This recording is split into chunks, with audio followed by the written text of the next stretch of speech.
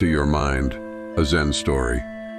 Once upon a time, in a quaint village nestled among rolling hills, there lived a young man named Hiro. Known throughout the village for his restless mind, Hiro was always thinking, analyzing, and worrying about the past, the future, and everything in between. His thoughts raced endlessly, leaving him with no peace.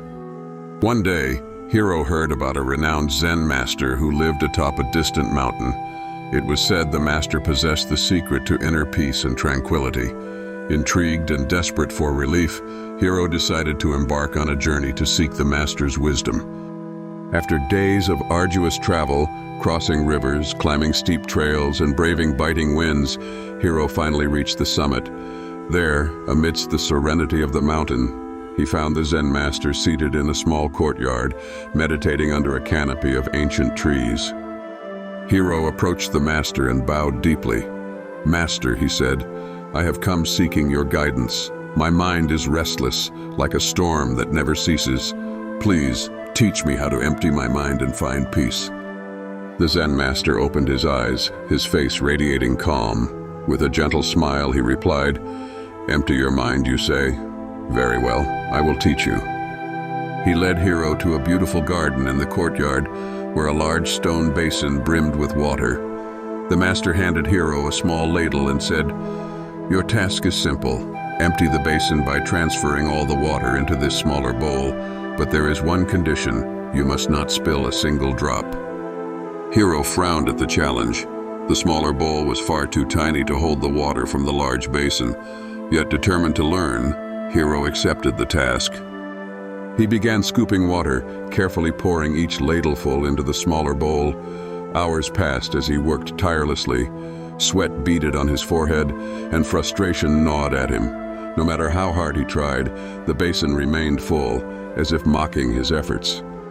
Finally, Hiro dropped the ladle and exclaimed, "Master, it's impossible. I cannot empty the basin this way. It feels like no matter what I do, it remains full." The Zen master placed a hand on Hiro's shoulder, his voice soft but firm. "Hiro, my dear student, you are focused so intently on the basin that you have missed the most important lesson. Before you can empty the basin, you must first empty your mind." Hiro stared at the master, puzzled. "But master, how do I empty my mind?" The master smiled knowingly. "Let go," he said. "Release your worries, fears, and attachments. Stop trying so hard. Focus only on the task at hand. Be here, in this moment. When your mind is clear, the rest will follow." Taking a deep breath, Hiro let go of his frustration. He stopped thinking about the basin, the ladle, or even the time he had spent.